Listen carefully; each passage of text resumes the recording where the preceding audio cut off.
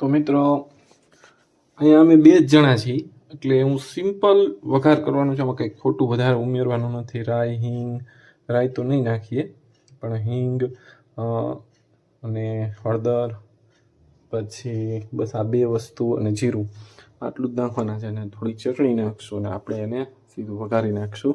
આ સિમ્પલ જ દહીં વઘારવાનું છે. આમાં કોઈ જાતનું આમાં હોય છે, મતલબ સમજો કે તમારી પાસે તેલ આવી ગયું છે એટલે હું તેલની ફ્લેમ બંધ કરી દઉં.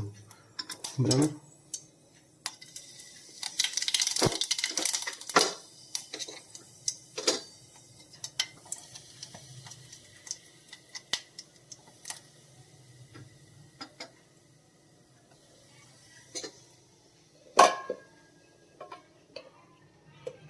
એમાં ચટણી નાખી દો. એને કરી દઈએ આપણે બંધ. ચમચી હતી, ચમચી આ રહી.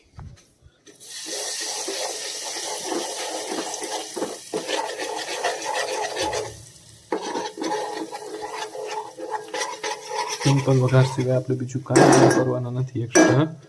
તો આમાં દહીં નાખી દઉં. તો મિત્રો મેં આમાં બધું નાખી દીધું છે અત્યારે. હવે સિમ્પલ મતલબ જીરું, હિંગ, હળદર, ચટણી અને જાજુ તમારે ગરમ થવા દેવાની જરૂર નથી. ગરમ થઈ ગયું હોય થોડું ઘણું પછી થોડુંક ઠંડુ થવા દે ને એની અંદર પછી આપણે દહીં નાખી દેવાનું. દહીં ગરમ ને ગરમમાં નખાય નહીં એટલે ફાટી જાય. મીઠું પણ મેં થોડુંક એડ કરી દીધું છે. મીઠામાં મને થોડીક ડાઉટ રહી એટલે હું જાજુ ન નાખું વધારે. એક ટેસ્ટ કરીને પછી જ મારી રીતે જોઈ લઈશ. દહીં પરફેક્ટ છે, કોઈ વસ્તુની કોઈ જરૂર નથી. કદાચ નમક મને ખ્યાલથી થોડુંક નાખવું પડે. આ સિંધારું મીઠું છે.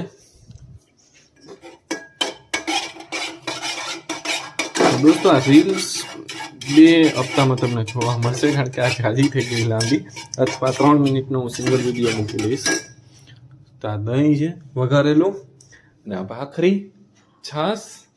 આ સિમ્પલ ખાવાનું મારું અને મારા પપ્પાનું રેડી છે. કદાચ આમાં ચટણી પણ છે.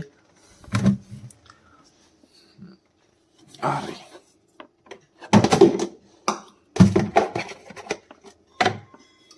તો ચટણી પણ છે, એને પણ થોડી ગરમ કરી લે. બરાબર, એટલે આપણું ખાવાનું રેડી.